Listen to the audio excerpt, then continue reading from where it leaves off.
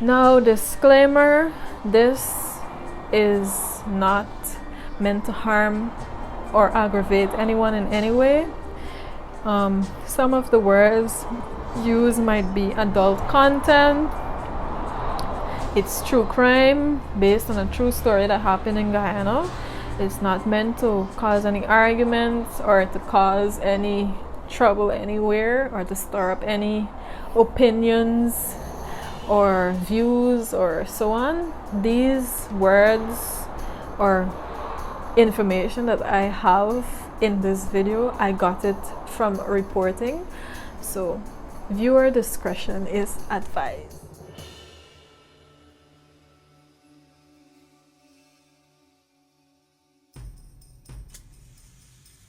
It was April 9th, 1993, Good Friday, when police would discover the body of a security guard, a female, badly beaten, severely tortured, dumped from a 4x4 pickup in front of Guyanesegem that we have now come to know as Guyana Main Street.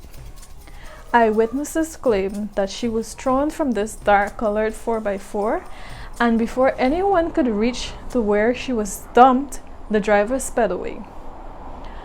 Welcome back to my channel. Thank you for tuning in once again. Happy New Year to everyone. Wonder YouTube, how y'all doing? Welcome back. I trust that you guys have enjoyed Vlogmas and that you are in good spirits and that 2021 is going to be your year. I do thank you for your continued support. I thank everyone for watching at my Vlogmas videos, and I thank all the new subscribers for subscribing to my channel. Anyhow, let's get back into the story. Like I was saying, a woman was dumped in the vicinity of what we now come to know as Guyana Main Street. Later on, police would identify the murdered woman as 19-year-old Miss Monica Reece. This is a famous story in Guyana and it has been told so many times, but I haven't seemed to find it on YouTube, so I thought I would bring it here. Lately, I've fallen in love with true crime, and I decided that, hey, why not try it? I like listening to all kinds of true crime. So, as I was saying, 19-year-old Monica Reece was found in the vicinity of Guyanesegem, and she was found on Good Friday. Now, when police picked up the body, she was taken to have a post-mortem done on her, and the then pathologist at that time was Dr. Leslie Mutu, and in his official autopsy report, he reported that the 19-year-old victim was severely beaten. She was beaten so badly that her jaw was broken, and it is speculated by many that she had many broken bones, but that didn't show up in the autopsy report. And Dr. Mutu stated that prior to Monica being murdered, she had sexual intercourse, so that was inside of the autopsy report along with the broken jaw. Now, when Dr. Mutu carried out the autopsy, he took samples of pubic hair from Monica, and he took other fluids, I would think blood and whatever else he could find on her, and he took those samples along with what we would later on come to find out that he also took samples of hair from the vehicles of suspects that the police would have detained. He took those samples and they were sent overseas.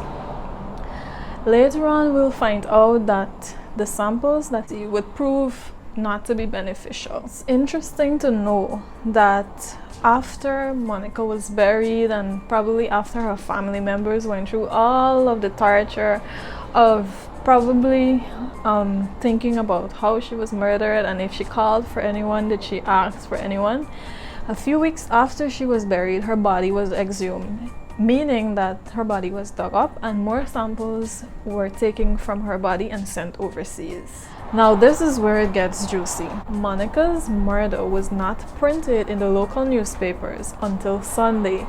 This is because back then they didn't published newspapers on holidays, and being that she was murdered on Friday, the next day would have been Easter Saturday. So no newspapers were printed, and the murder was put in the newspapers until Sunday. And guess what? They put it at the back of the newspapers next to the sports section.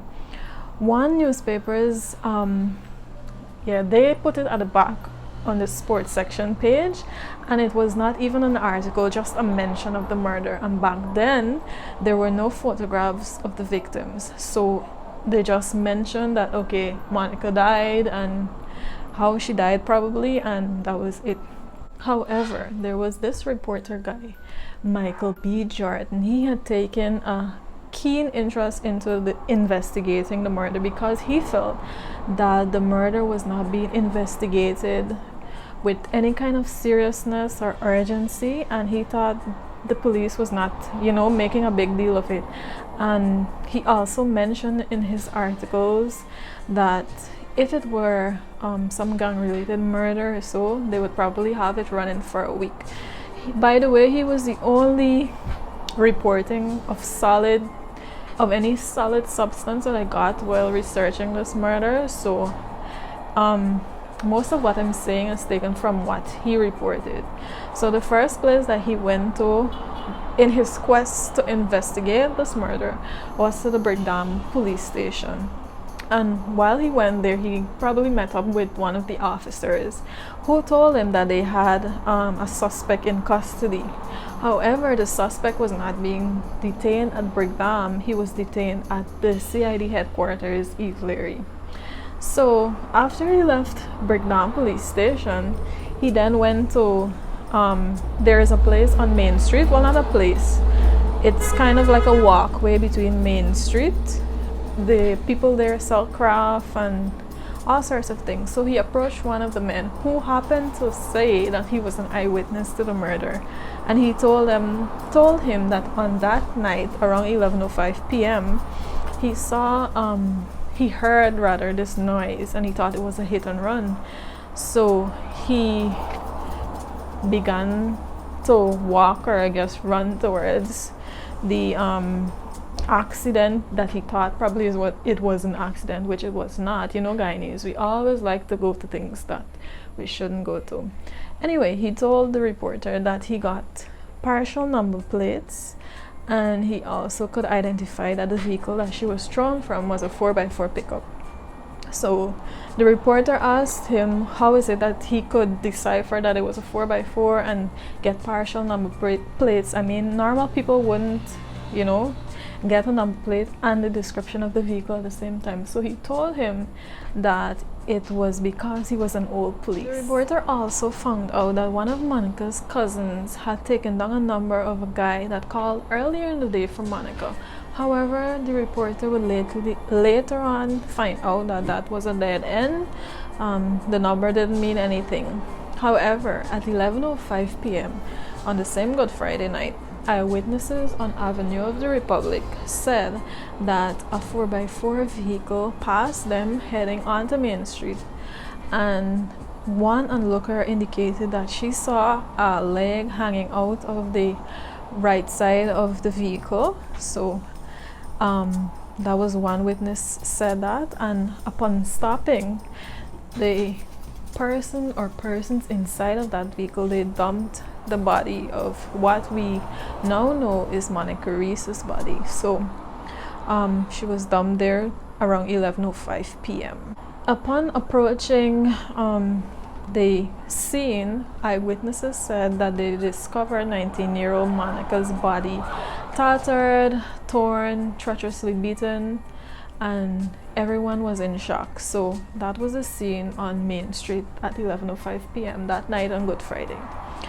Mr. Jordan, the reporter, said in his article that he later went to the CID headquarters, Eve Leary, where he would be informed by ranks that they had a suspect in custody for Monica's murder.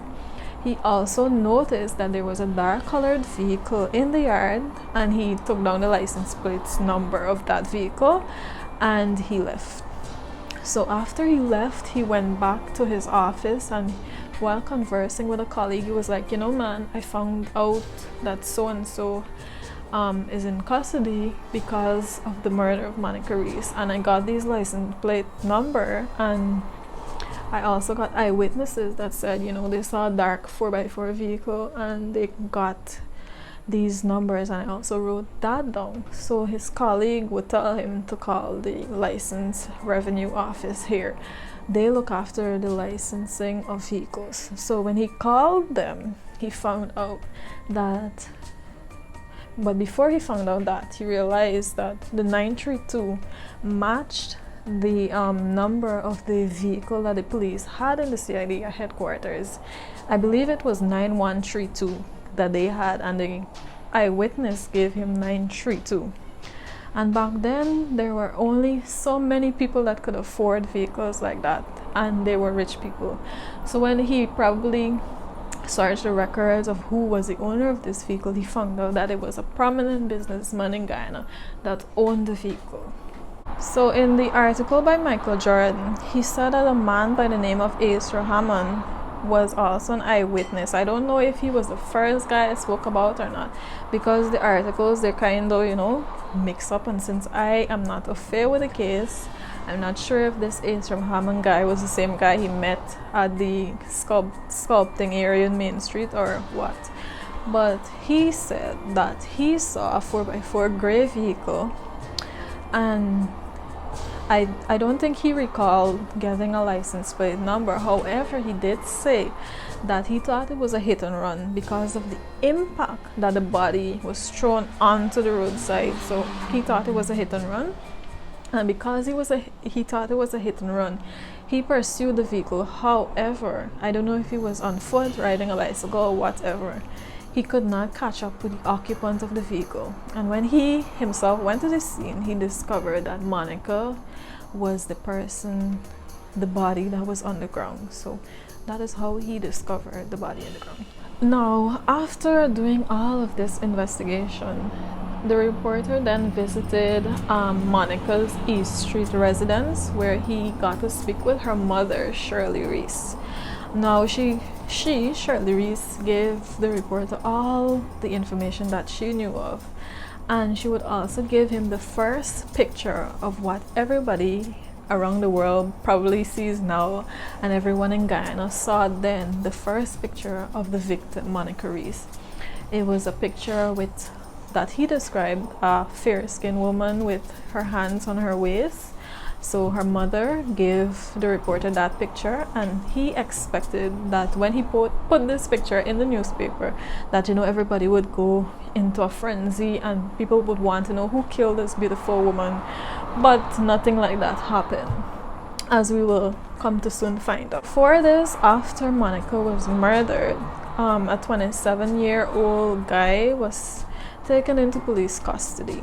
I'm not sure if this was the guy that the reporter saw at CID. Well, not saw, but knew of, that was in custody at CID. I'm not sure. But they said 4 days later, that would be on the 13th of April. Yes. So this guy was in the lockups.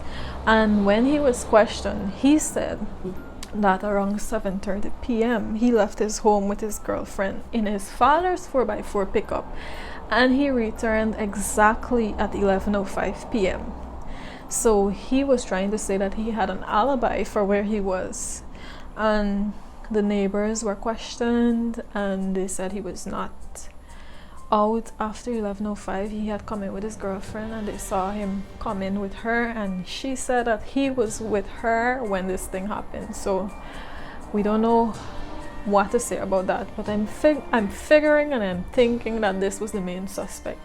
Nonetheless, he said that he was in at 11:05 p.m. and he did not leave his house until his friends came over and said, you know what, they found this body of this girl, and they were telling him that the license plate was similar to the pickup that he was driving. So he decided that he would go with his friends to Main Street and see what this commotion was about. And that is what he told police, that he did not know anything about Monica Reece. That was the first time he was ever seeing her, and he denied knowing anything about her. He maintained that he left his home at 7:30 p.m. with his girlfriend We don't know how true that is. And he maintained that at 11:05 p.m. he was at home, and the only time he ever saw this person was when his friends went with him to the scene, and they saw the body together. So that was his story. What is interesting to know about this case is that the vehicle that this 27-year-old guy owned, it was a 4x4 dark colored vehicle. They didn't say what color of dark it was, blue, black, red. They just say all through the article, a dark colored vehicle. What was notable about it was that it was a right-hand drive vehicle, and that the license plate number was 9132. But from all the indications, what I am trying to put together from all the little bits and pieces of articles and writings and comments that I would have seen, is that people are saying that this guy, nothing happened to him because he had connections. Because he was wealthy, he had connections. This murder has never been solved, so we don't know who the killer is. The commissioner then in 2016, David Ramnarine, said that they would be opening the April 4th, 1993 case of Monica Reece. So the public was very happy that they were, trying to solve the murder. So everybody was hoping for the best to happen there. Who wouldn't want a murder like that to be solved? I'm not sure whether Monica's mother is still alive. Nobody knows. I don't know. I was but a little water baby when that happened, so I don't know if she was alive, but I know from reading that everyone was very happy that they were going to try to solve the murder. Also in 2017, Wendell Blanham, the crime chief, then he announced that they were going to open up back this case and take fresh statements and so on. So that was 2017. However, in 2018, now this is where it gets all entangled. And in 2016 as well, crime chief Wendell Blanham, he said that they will be opening up the case back, the April 4th 1993 case. They will be opening it up back, taking fresh statements, getting new evidence probably. I don't know if they were planning to exhume the body once again, nobody knows, but he announced that they will be opening up back the case. Now this is a bit weird to me. In 2017, police investigators announced that they had a prime suspect in custody, and the suspect, they would be taking away his traveling privileges. So I'm guessing, I don't remember actually hearing this, but probably it's because I was at UG that time. I was very focused on my work, but apparently that was said, and I think that people might have been happy that they had somebody in the lockups probably, or somebody they thought strongly that he was a suspect.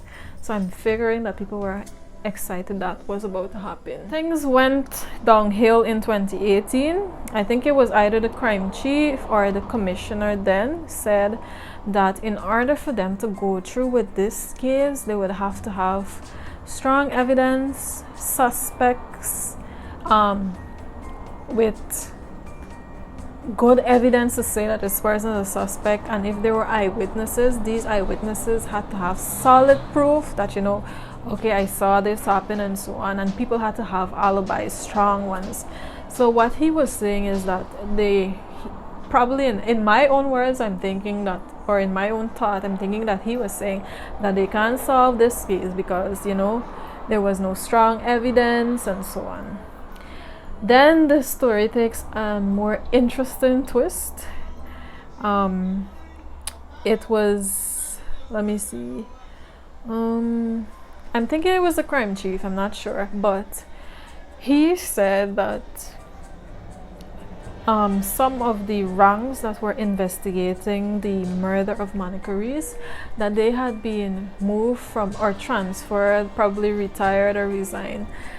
They were no longer with CID. So I'm guessing what he was trying to tell the public is that because those officers were not there, valuable evidence also went with them. This case, as far as I can see, nothing was really ever done to try to solve it. who am I to say? I was just but a little water baby, but from my reading, I don't think too much was done about it. I'm figuring it's because, you know, they said that money was involved. There was some mention of millions of dollars being paid to police to cover up this murder. I don't know. I saw that in my reading. Several other men with 4x4 pickups were interviewed, and nothing came up substantial. So no one was ever charged with the murder. No one was ever prosecuted, to my knowledge. I know there are many of you aunties and uncles older than me that would know a little more about this case. Please do comment in the comment section and let me know what I'm missing, if I put together the story wrong, because I just took bits and pieces because I found this murder very fascinating.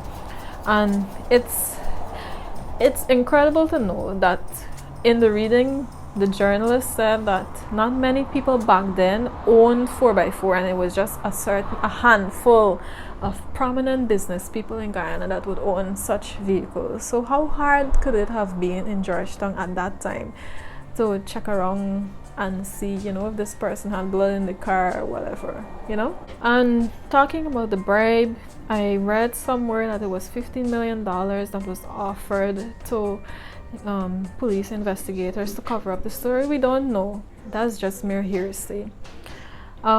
Like I was saying earlier on, Monica Reece's body was exhumed. Samples again were taken from her body. Samples of all the suspects from the suspects' vehicles were also taken and sent overseas. However, when those samples returned to Guyana, they would prove inconclusive. So they could match no hair to or no sample from her body to any of the vehicles or suspects that they would have taken samples from. To date, Monica Reece's murder has never been solved, and that is some odd 27 and over years ago, 28 years ago. So that is one of Guyana's unsolved mysteries that I hope one day they might solve it, you know. I'm not sure if any of her relatives are still alive, but I would want to know that my relative, you know, you found peace in the sense that you find whoever the murderer was or is, if they're still here, living and breathing. But it's quite sad to know how she died. If you would like to read more about this murder, you can go on Google. That's where I first, well, not where I first read about it. I heard about it from, you know, all the people. I read about it in the newspapers, and it just sparked my interest when I started looking at other true crime videos. So if you would like to have a read, you will find that there was this security guard that took her from the security place on Brick Dam. He rode her from there to somewhere where she had to meet this guy, and she even told one of them that, you know, if I don't come to work tomorrow, know that I'm dead or somebody murdered me. So that's basically how that story went. I hope that you guys enjoyed my little piece of true crime. I really enjoyed, you know, researching this crime, even though it's not something that, you know, would end up with the happiest of endings, but it was nice to research it and learn a little bit about it. That was the end of today's video, guys. I hope that you enjoyed it, and I do hope to see you again in another video. Please remember to stay safe and take care of yourself. Bye, guys.